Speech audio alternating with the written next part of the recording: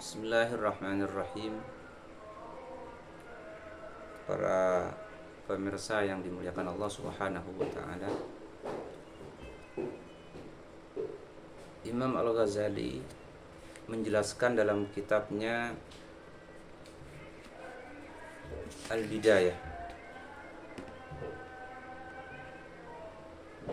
beberapa penjelasan yang sangat penting kita kaji. Seperti yang disampaikan oleh beliau, wastahyi an tunajiya maulaka biqalbin ghafil. Selayaknya kita harus malu kepada Allah Subhanahu wa taala, bermunajat kepadanya, menghadap kepada Allah Subhanahu wa taala, menyembah kepada Allah Subhanahu wa taala biqalbin ghafil, dengan hati yang lupa. Posisi kita sedang bermunajat kepada Allah Subhanahu wa taala, tetapi kita melupakannya karena tidak khusyuk, karena tidak fokus. Seharusnya, kata Imam Ghazali, kita malu kepada Allah Subhanahu wa taala ketika kita sholat tapi kita tidak khusyuk, ketika kita sholat tapi tidak ingat kepada Allah Subhanahu wa taala. Malah justru yang diingat sesuatu yang lain. Jadi ketika kita bermunajat kepada Allah Subhanahu wa taala, semaksimal mungkin, sebisa mungkin, hati kita harus ingat kepada Allah, harus dilatih ingat kepada Allah Subhanahu wa taala. Tentunya membutuhkan tahapan-tahapan. Wastahyi an tunajiya maulaka biqalbin ghafil.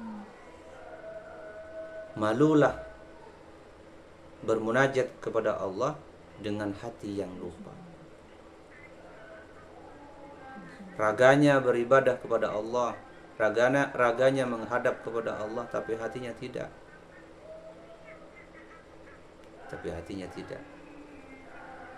Ini ibarat orang yang tidak patuh kepada undang-undang, baik undang-undang pesantren, undang-undang negara. Bunyi undang-undang dilarang, semisal di pesantren dilarang tidak boleh rokokan, tapi dilanggar, tapi dia melanggar. Ketika undang-undang itu disampaikan, fisiknya, jasmaninya mengiyakan, tapi dalam hatinya mengingkari, sehingga dia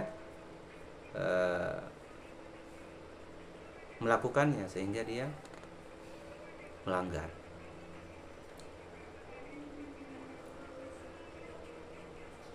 Biqalbin ghafil, dengan hati yang lupa, hati yang jauh dari Allah Subhanahu wa taala. Wasadrin mashhunin, dan dada mashhunin yang penuh, ay mamluin, biwasaisid dunia, dengan gangguan-gangguan duniawi.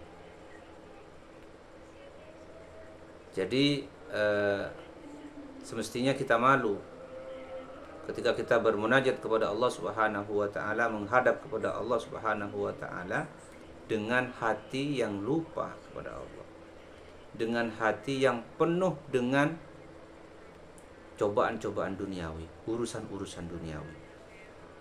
Itu harus dibuang dari dalam hati kita. Wa khaba'ithis syahawat, dan penuh dengan khaba'ithis syahawat, syahwat-syahwat yang buruk. Khaba'ithis syahwat, syahwat-syahwat yang buruk. Wa'lam, ketahuilah, annahu ta'ala muttali'un ala qalbika. Kita harus sadari annallaha subhanahu wa ta'ala, bahwa Allah Subhanahu wa ta'ala muttali'un, menyaksikan, melihat, ala sariratika. Ya. Kita harus menyadari bahwa Allah Subhanahu wa taala mengetahui terhadap rahasia kita. Apapun yang kita rahasiakan, yang kita besitkan dalam hati kita, Allah tahu. Allah faham. Allah tahu dan Allah faham apa yang terbesit dalam benak kita, apa yang terlintas dalam pikiran kita, apa yang ada dalam hati kita. Allah tahu. Allah mengetahuinya. Muttali'un. Allahu muttali'un ala sariratika. Makanya sebisa mungkin hati kita harus dijaga. Sebisa mungkin hati kita selalu ingat kepada Allah Subhanahu wa taala. Dari setiap detak jantung kita, sebisa mungkin ketika jantung kita berdetak, selalu mengeluarkan kalimat Allah, zikir kepada Allah, Allah, Allah, yang keluar Allah, Allah, Allah. Wa nadirun ila qalbika, dan Allah melihat kepada hati kita, kepada hatimu. Melihat Allah. Allah tahu apa yang terlintas dalam hati, yang terlintas dalam pikiran kita. Allah tahu. Fa innama yataqabbalullahu, maka sesungguhnya Allah bisa menerima min salatika, salatmu, biqadri khusyu'ika wa khudu'ika, sesuai dengan kekhusyuan dan ketundukan kita kepada Allah Subhanahu wa taala. Jadi Allah Subhanahu wa taala akan menerima ibadah kita, akan diterima oleh Allah Subhanahu wa taala sesuai dengan tingkat kekhusyuan dan ketundukan kita. Artinya bukan tunduk fisiknya saja, tetapi tunduk fisik dan hatinya. Hatinya khusyuk, fokus, selalu ingat kepada Allah Subhanahu wa ta'ala. Khusyuk ini maksudnya huduri qalbika, biqadri huduri qalbika, sesuai dengan kehadiran hatimu, sejauh mana, sebanyak apa, seberapa banyak hati kita ingat kepada Allah, hati kita hadir untuk Allah, seberapa banyak. Itu yang dimaksud dengan khusyuk. Wa khusyuk wa khudu'ika ay sukunika, ay sukuni jawarihika, merasakan tenang, jasmani kita merasakan tenang, tentram. Sehingga apa? Sehingga ketika kita sholat, ketika kita bermunajat, merasakan nikmat, bukan terpaksa, tetapi nikmat yang kita rasakan. Wa tawadu'ika wa tadurru'ika, wa tawadu'ika ay khulusika fid dunya, wa tawadu'ika ay tadhallulika, tawadu sesuai dengan ketawaduan kita, ay tadhallulika, kehinaan kita di hadapan Allah Subhanahu wa taala. Jadi kita harus merasa hina di hadapan Allah, Allah yang mulia. Kita harus merasa lemah di hadapan Allah, Allah yang maha kuasa. Kita harus merasa miskin di hadapan Allah, Allah yang kaya. Kita harus merasa bodoh di hadapan Allah, Allah yang maha mengetahui, dan begitu seterusnya. Itu namanya itu namanya tawadu. Itu namanya tawadu. Jadi selalu menisbatkan yang lebih baik kepada Allah Subhanahu wa taala. Jadi kita di hadapan Allah Subhanahu wa taala tidak boleh sombong. Tidak boleh sombong. Wa tadurru'ika ay khulusika fid dunya. Ikhlas, hati kita ikhlas. Hati kita lepas dari urusan duniawi. Ay khulusika fid du'a, ay khulusika fid du'a, yakni ikhlas, sesuai dengan keikhlasan kita dalam doa. Tadurru'ika ay khulusika fid du'a, sesuai dengan eh, keikhlasan kita dalam berdoa.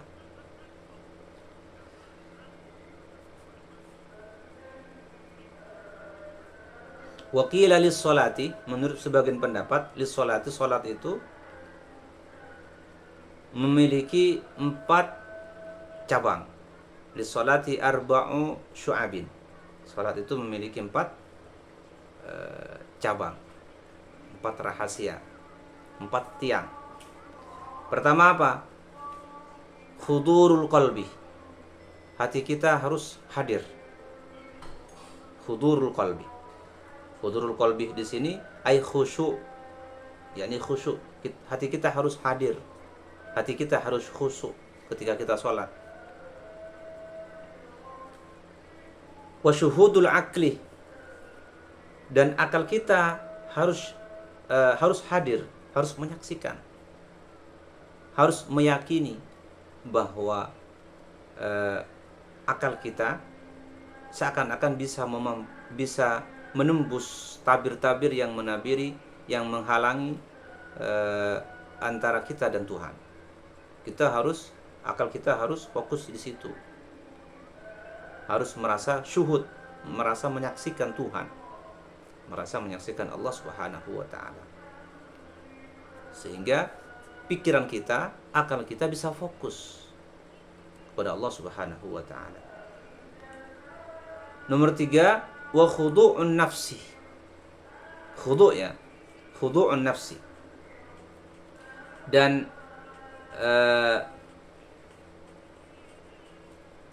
jiwa kita harus merasakan ketenangan, tunduk, merasakan kenyamanan, sukunun nafsi. Jadi ketika sholat, jiwa kita harus merasakan ketenangan, ketentraman, sehingga kita merasakan nikmat dalam sholat. Ketika jiwa kita, jasmani kita itu merasakan tenang, merasakan tentram, adem, nikmat, baru kita merasakan yang namanya nikmatnya ibadah, nikmatnya sholat.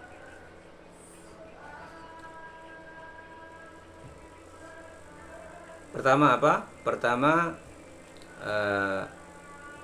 hudurul qalbi, wa syuhudul akli, wa khudu'un nafsi.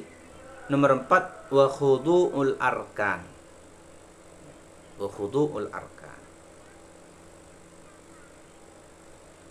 Anggota badan kita, tangan, telinga, kaki, semuanya itu harus tunduk, harus merasakan ketentraman. Mata kita, telinga kita, itu harus merasakan apa? Merasakan nikmat. Itu namanya khudu'ul arkan. Namanya apa?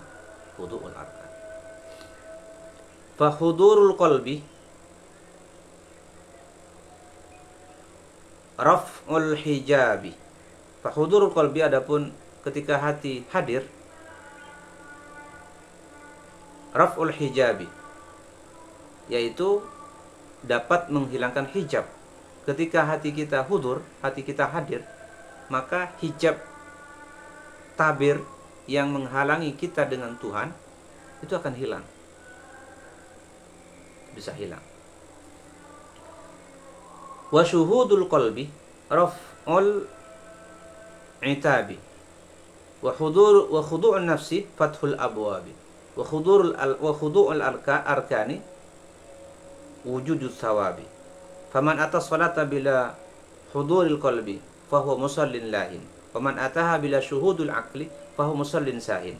Orang yang salat tapi hatinya tidak hadir, hatinya tidak khusyuk. Orang yang salat tapi akalnya, pikirannya juga tidak hadir, maka dia sebenarnya salat dalam keadaan lahin, lupa kepada Allah Subhanahu wa taala.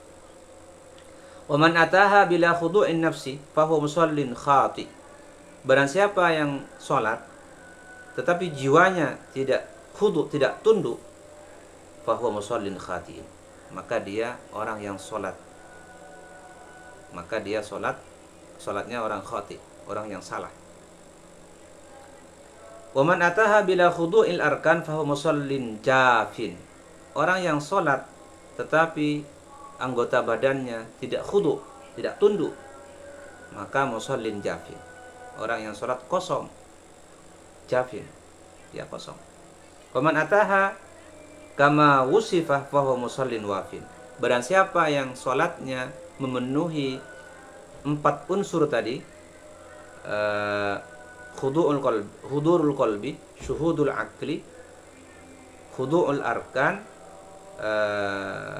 hudurul qalbi, syuhudul akli, khudu'un nafsi wa khudurul arkan, maka ketika itu bisa dilakukan, maka salatnya orang yang sempurna.